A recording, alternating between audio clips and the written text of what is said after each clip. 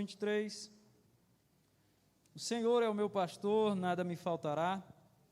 Deitar-me faz em verdes pastos. Guia-me mansamente a águas tranquilas. Refrigera a minha alma. Guia-me pelas veredas da justiça por amor do seu nome. Ainda que eu ande pelo vale da sombra da morte, não temeria mal algum, porque tu estás comigo. A tua vara e o teu cajado me consolam. Preparas uma mesa perante mim na presença dos meus inimigos. Unges a minha cabeça com óleo, o meu cálice transborda.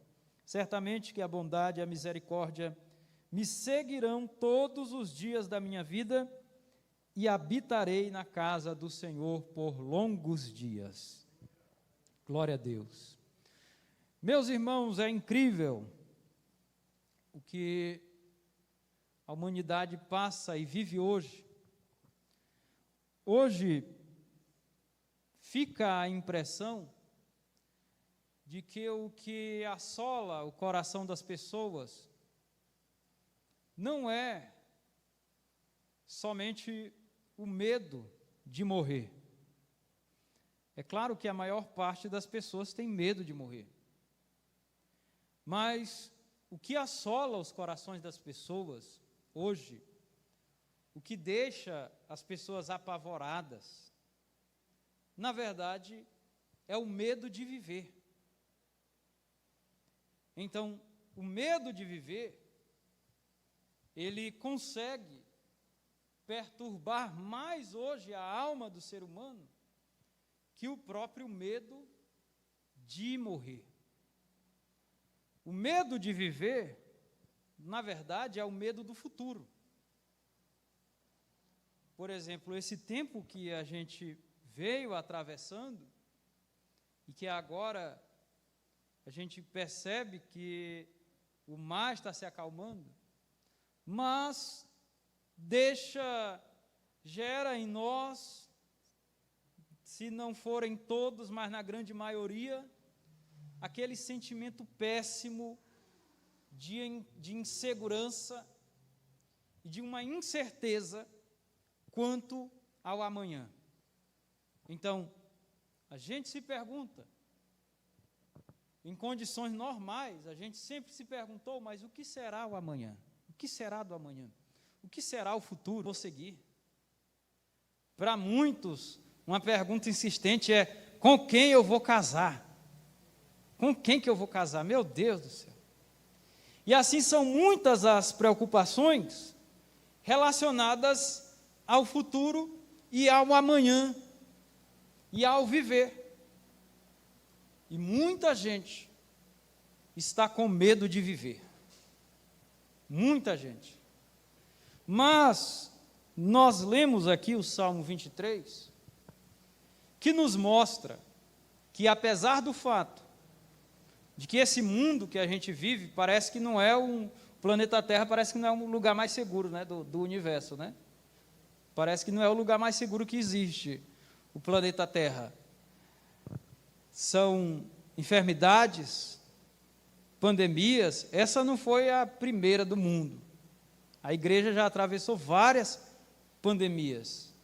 Como, por exemplo, no século XIV, a pandemia da peste negra chegou a matar 1/3 da Europa.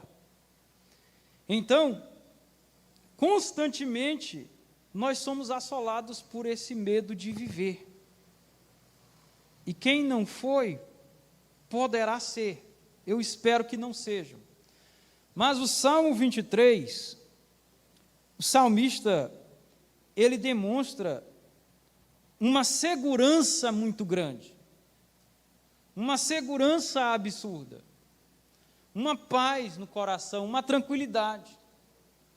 E ele se utiliza aqui de algumas figuras para descrever o seu relacionamento com Deus.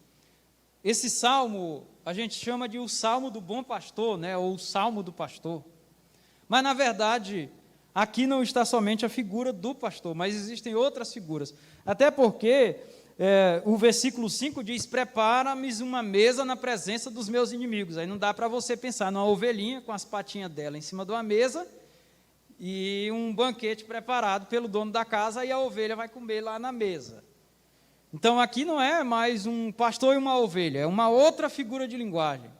Mas nos 3 primeiros versículos, o salmista ele compara o seu relacionamento com Deus, tal qual o relacionamento de uma ovelha e um pastor. Mas a questão, irmãos, é que a ovelha é um animal muito dócil. Quem aqui tem medo de ovelha? Só se for uma questão de fobia, né? Mas agora se eu perguntar, quem tem medo de um leão? Você vê um leão na sua frente, o que você faz? Agora se você vê uma ovelha, a ovelhinha velha, não faz nada, ovelha, mole. A ovelha não tem garras, a ovelha não tem nada que assuste. Então, é um animal muito frágil.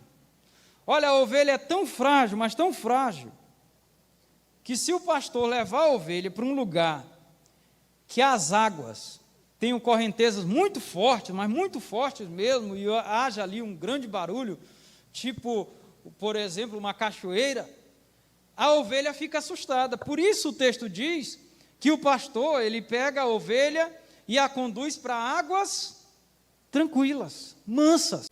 A ovelha não consegue se defender por si só. Sozinha ela é sempre indefesa. O que o salmista está dizendo é o seguinte: eu sou tão frágil quanto é uma ovelha. Eu sou frágil como uma ovelha. Eu não tenho direção por si só, por mim mesmo. Eu não sei quais os caminhos que eu devo seguir. Por mim mesmo, eu não sei como me defender na maioria das circunstâncias. Existem circunstâncias na minha vida sobre as quais eu não tenho poder algum, sobre as quais eu não tenho força alguma, eu fico sem forças. A minha criatividade não tem capacidade de resolver os problemas, eu não consigo resolver essas questões da vida. Então ele está dizendo, eu sou frágil como uma ovelha, mas eu tenho um pastor poderoso que cuida de mim. É esse o sentido do texto. Aí ele vai dizer, no versículo 1, o Senhor é o meu pastor, de nada sinto falta. Alguns tentam até traduzir da seguinte forma, dizendo assim, o Senhor é meu pastor, dele não tenho falta. Mas esses dias eu estou estudando esse texto, eu estava lendo uma exegese de um grande estudioso no Brasil, que é referência hoje em questão de hebraico, o Paulo On. E o Paulo On, ele explica muito bem isso, ele diz que a tradução mesmo do texto é, o Senhor é meu pastor e de nada tenho falta. Adonai Roi Lo Errassá. O Senhor é meu pastor e eu não tenho falta de nada. Enquanto Ele é meu pastor, nada falta na minha vida. Agora, irmãos, a questão é a seguinte, é que a gente olha para o texto e olha para a nossa vida, né? Porque todo mundo que lê a Bíblia, olha para a sua vida. Agora, eu não posso interpretar o texto com base na minha vida. Mas alguém olha para o texto e diz, o Senhor é meu pastor, mas está faltando uma picanha na minha mesa. Porque eu queria comer muito a picanha, mas eu não tenho picanha hoje. Tem ovo. Mas o Senhor é meu pastor, mas eu queria usar um tênisão daquele da hora. Bacana, mas eu não tenho. O Senhor é meu pastor, mas eu só tenho 2 calças. Uma para ir para a escola e a outra para ir domingo, para o culto. Claro que não é o caso de vocês aqui, né? Mas já foi o meu caso, há um tempo atrás. Então, a gente olha para a nossa vida, mas eu não tenho uma moto, mas eu não tenho um carro, mas eu não tenho isso, não tenho aquilo. É porque você está olhando para o texto, do ponto de vista humano, e do seu ponto de vista, e do ponto de vista daquilo que você pensa que você precisa. Mas se você olhar para esse texto, do ponto de vista de Deus, do ponto de vista divino, você vai perceber que de fato não está faltando nada para ti. Porque tudo o que você precisa para viver, Deus já tem te dado. Quantos podem glorificar ao nome do Senhor Jesus? Eu não tenho tudo o que eu quero, irmãos. E não é nem bom que eu não tenha tudo o que eu quero, porque eu quero cada coisa. Agora, Deus tem me dado tudo o que eu preciso. É essa a verdade do texto. É que o pastor, ele cuida da ovelha de tal forma que tudo que a ovelha precisa para a sua sobrevivência, o pastor dá. O pastor cuida da ovelha nos mínimos detalhes, que ele se preocupa até com essa questão da água. Ele não vai levar a bichinha para uma... eu vou jogar a ovelha dentro da cachoeira para ela beber água. Ele pega a ovelhinha e leva para águas tranquilas. Ele leva para pastagens verdes. Ele procura um lugar para que ela se abrigue do sol. E ainda o texto vai dizer, o salmista vai dizer, ele traz refrigério para a minha alma. O meu pastor traz refrigério para a minha alma. E me guia pelas veredas, o texto aí vai dizer justas, né? Mas seria melhor traduzido por corretas. Algumas Bíblias vão trazer a tradução veredas retas. O que é isso? É porque na Palestina, na região da Palestina, que é onde Davi viveu, e ele foi pastor de ovelhas também, existem caminhos muito íngremes, existem montes, tem muita rocha, muita pedra, e existem vales, que são aqueles caminhos ou buracos que ficam entre os montes. Então, como a ovelha não tem um senso próprio de direção, por isso que a ovelha precisa do pastor para direcionar, porque senão ela sai doida, né? Qualquer lugar. Então, como o caminho é íngreme, como tem muita pedra, o texto está dizendo que o pastor, ele procura o melhor caminho. Essa máscara toda hora está descendo. Ele procura o melhor caminho para a ovelha andar. Significa o quê? Deus tem os melhores caminhos para que eu ande. Então eu quero dizer para você essa noite, não ande sozinho. Não ande sozinho, ande com o teu pastor. Tenha o teu pastor à tua frente. Ora, quem é que não quer ter um pastor para si próprio, 24 horas? Quando a gente vai procurar o pastor, a gente quer que ele nos atenda na nossa individualidade, né? Nas nossas necessidades pessoais, e a gente vai conversar com o pastor. Mas o pastor é da igreja toda. Então a gente precisa encontrar um horário com o pastor, porque ele tem muita gente para atender, e isso é normal. Mas o pastor da nossa alma, ele está conosco 24 horas. Então eu tenho um pastor só para mim. Você tem um pastor só para você. E ele conhece todo mundo que está aqui. E ele atende todo mundo que está aqui ao mesmo tempo. E se cada um de nós aqui gritar o seu nome, todo mundo junto ao mesmo tempo, ele ouve de cada um. Ele ouve de cada um. E ele conhece a necessidade de cada um. Então, o que eu quero dizer para você, para nós encerrarmos essa reflexão aqui, essa palavra aqui, é: não tenha medo de viver. Ah, pastor, mas é tão difícil, o senhor não sabe a ansiedade que eu ando. O senhor não sabe os medos que atravessam a minha alma. O senhor não sabe os dramas mais profundos que se passam nos lugares mais escuros do meu coração. O senhor não sabe as inquietações que são produzidas no dia a dia em mim. Ah, pastor, mas o senhor não sabe o que se passa na minha cabeça, pelas coisas que eu perdi, pelas coisas que aconteceram de ruins na minha vida. Mas eu quero dizer para você que você tem um pastor que sabe, você tem um Deus que sabe. E Deus está cuidando de você nos mínimos detalhes. Nos mínimos detalhes. Eu fui para o seminário, invoquei de ir para o seminário, aí fui para um seminário em 2012, 2011, 2010, né? Mais nova tem a memória melhor que a minha. Em 2010, saí de lá em 2014. Aí o acordo era que a igreja, né, que ia bancar minhas mensalidades, de fato bancou, todas até o final, e me daria alguma ajuda de custo.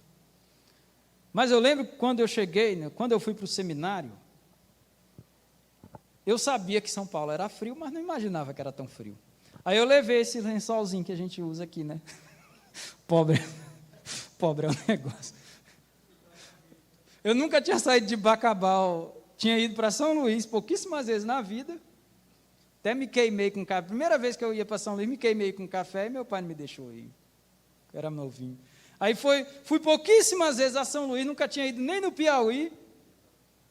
Aí fui para o seminário em São Paulo, matuto, com medo de todo mundo. Tinha medo de gente, parece. Brincadeira. Mas quando eu chego lá, né, aí o frio começou a apertar. Chegou 5 horas, era frio, moço. Frio. Eu digo, rapaz, aqui faz frio mesmo. E era frio. E cadê que eu não levei edredom? E só tinha 2 blusas, que eu estava vestido nas 2, mas estava vestido desde o outro dia, porque eu tinha viajado. E chega de manhã cedo, mas vai chegar no seminário, que era outra cidade distante da capital, vai chegar já quase de noite, já 5 horas da tarde, 6 horas. Aí, irmãos, eu sei que eu fiquei preocupado. Aí, quando chegou um colega meu, que a gente ia dividir quarto, aí ele disse, tu veio da África ou do Nordeste? Aí eu disse, eu venho da África. Ele, da África? Eu digo, não, do Nordeste. Aí ele, rapaz, os nordestinos não gostam de edredom não, né? Eu disse, gosta sim, principalmente eu agora. Estou gostando, que é uma beleza. Ó o preconceito do indivíduo, mas mesmo assim Deus usou ele. Aí ele foi no guarda-roupa dele, trouxe para mim 3 edredons, várias blusas de frio mesmo, daquelas bem estilosas, e me entregou e disse assim, toma aí para ti, eu sei que tu está com frio. E ele disse, desculpa a brincadeira, mas agora eu vou falar sério contigo. Percebe que Deus cuida de ti nos mínimos detalhes. Nunca esqueça disso que eu estou te dizendo enquanto você estiver aqui nesse lugar. Irmãos, eu nunca esqueci daquela palavra. Deus cuida de ti nos mínimos detalhes. Diga assim, Deus está cuidando de mim nos mínimos detalhes. Deus está cuidando de todos nós aqui. É por isso que o salmista está dizendo, o Senhor é o meu pastor, e eu não tenho falta de nada. Ele me guia às águas tranquilas, Ele refrigera a minha alma. Deus está cuidando da nossa vida. Quantos podem glorificar ao nome do Senhor Jesus? Mas fique de pé, nós vamos encerrar, porque já estamos já mesmo em cima do horário, irmãos, em cima do horário.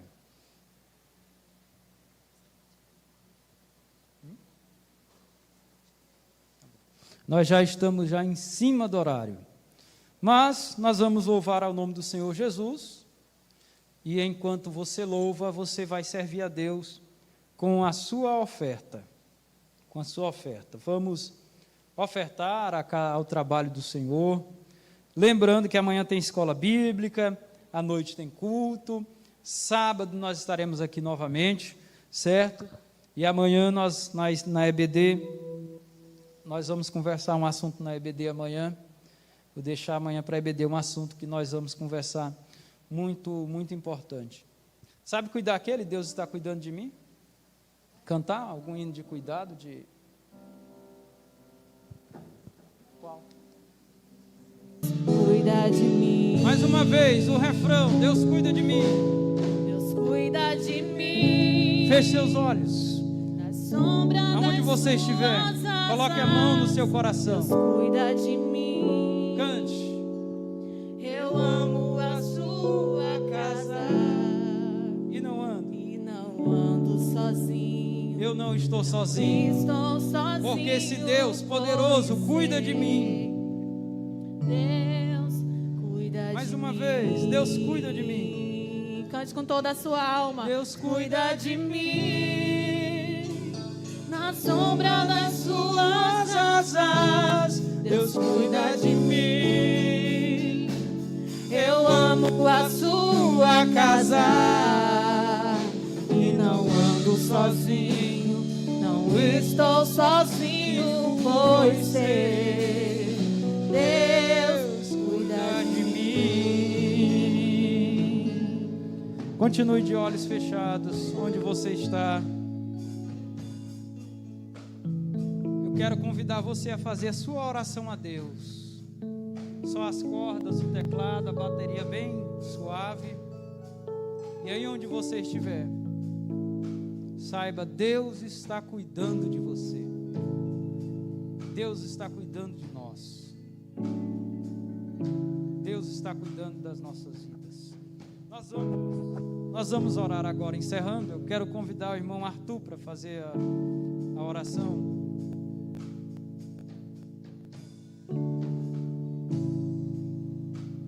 Arthur vai orar e depois nós estaremos impetrando as bênçãos apostólicas.